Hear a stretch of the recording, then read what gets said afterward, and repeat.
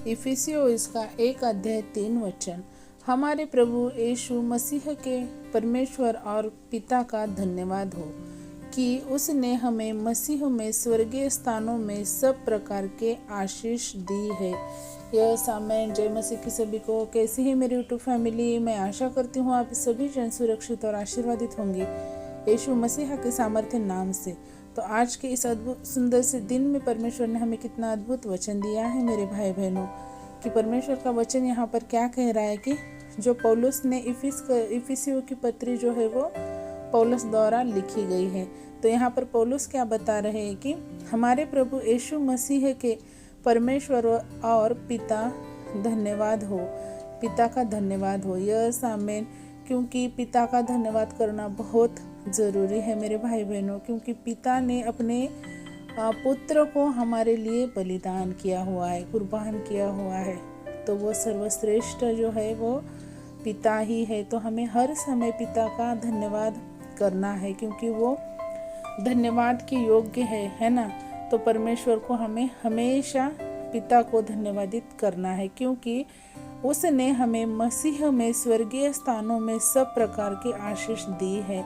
क्योंकि पिता ने क्या किया है कि हमें मसीह के द्वारा स्वर्गीय स्थानों में सब प्रकार के आशीष, यानी क्या कि हमें आध्यात्मिक जीवन, जो हमारा अनंत काल का जीवन है, जो हम अपने यीशु मसीह और पिता पुत्र इन सभी के साथ पवित्र आत्मा के साथ हम व्यतीत करने वाले हैं। ये जो हमारा जैविक जीवन है मेरे भाई बहनों, ये कुछ समय का है, कुछ घंटों का है या कुछ सालों का है, लेकिन हमारा अनंत काल का जीवन हमारे पिता परमेश्वर के पास है। साथ में हमें सार्वकालिक जीवन, अनंत काल का जीवन हमें यीशु मसीह के द्वारा प्राप्त करने के लिए हमें परमेश्वर ने आशीष दी है। और जब हम इस जगत में रहते हैं पृथ्वी पर, तभी हमें यहोवा पिता हर एक प्रकार के आशीषों से भर देते हैं। हमें हर एक परेशानी, हर एक मुसीबत से हमें बाहर निकालते हैं। लेकिन जो सार्वकालिक जो जीवन है हमारा अनंत काल का, तो वो भी हमें यीशु मसीह के द्वारा ही परमेश्वर ने हमें आशीषित किया है। क्योंकि मार्ग, सत्य, जीवन यीशु मसीह ही है। तो उनके द्वारा ही हमें पिता के पास जाने की परमिशन मिलती है, या उनके बिना हम पिता के पास नहीं जा सकते मेरे भाई बहनों। तो इसीलिए हमें हर समय पिता, पुत्र और पवित्र आत्मा के द्वारा ही हमारी प्रार्थनाओं को परमेश्वर के सामने रखना है।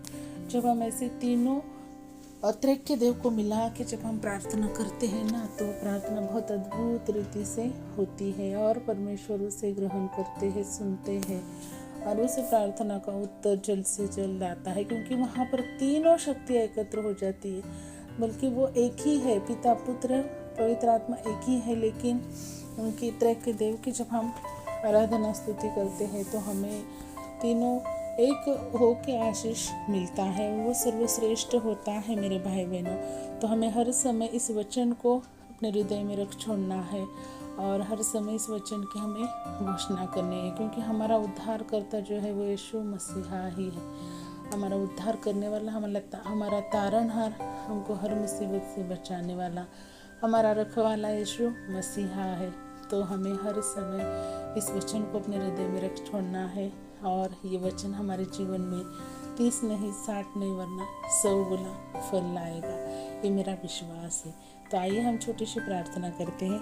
हालेलुया, हालेलुया, धन्यवाद, धन्यवाद, धन्यवाद। आकाश पृथ्वी के निर्माण करता बापा, हम यीशु मसीह के सामर्थ्य नाम से आपके चरणों में आते हैं मेरे राजा। ये सब इस दिन के लिए, इस वचन के लिए, इस जीवन के लिए और इस समय के लिए हम आपको कोटि कोटि धन्यवाद देते हैं मेरे खुदा। कितने ही लोग हैं आज आपा इस दिन को नहीं देख पाए मेरे राजा, लेकिन आपका इतना अनुग्रह हम पर है कि हम इस जीवितों की भूमि में आपने हमें जीवित रखा है, सुरक्षित रखा है यीशु मसीह के नाम में। इस मेरे राजा, इस वचन के लिए हम आपको कोटि कोटि धन्यवाद कहते हैं मेरे राजा, क्योंकि पिता हमारा, प्रभु देव जो है हमारा, वो महान है, सर्वश्रेष्ठ है। तो हमें हर समय उनको धन्यवाद देना है, और यीशु मसीह के द्वारा ही हमें अनंत काल का जीवन मिलने वाला है मेरे राजा।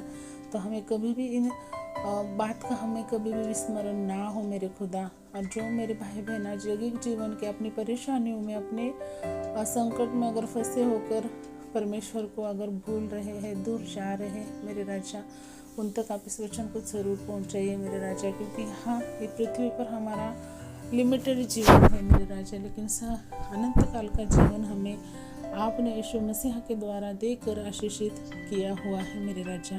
तो उनको इस वचन द्वारा आप आशीषित कीजिए, उन तक इस वचन को ज़रूर पहुंचाइए मेरे राजा, ताकि वो भी आपकी करुणा भरी दया में और बढ़ सके और इस जगह के जीवन में ना फंसते हुए वो आपके राज्य की खोज कर सके मेरे राजा।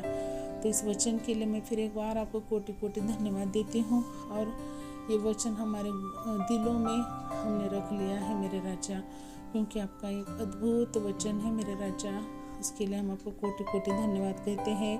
और जिन मेरे भाई बहनों के आज परिस्थितियाँ खराब है, वो बीमार है, चाहे कोई भी उनके इश्यूज़ है, वो नासरत यीशु मसीह के नाम से चंगाई पा रहे हैं, मैं घोषणा करती हूँ मेरे राजा।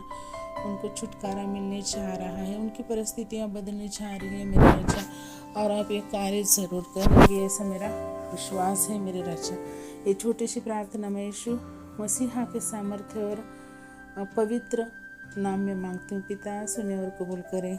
आमीन। Praise the Lord. शालोम। प्रभु यीशु मसीह की शांति हम सभी के साथ हमेशा बनी रहे यीशु मसीहा के दूसरे आगमन तक। तो मिलते हैं एक बार ऐसे ही अद्भुत वचन के साथ। तब तक के लिए सभी को praise the Lord. Shalom. God bless you all and thank you so much.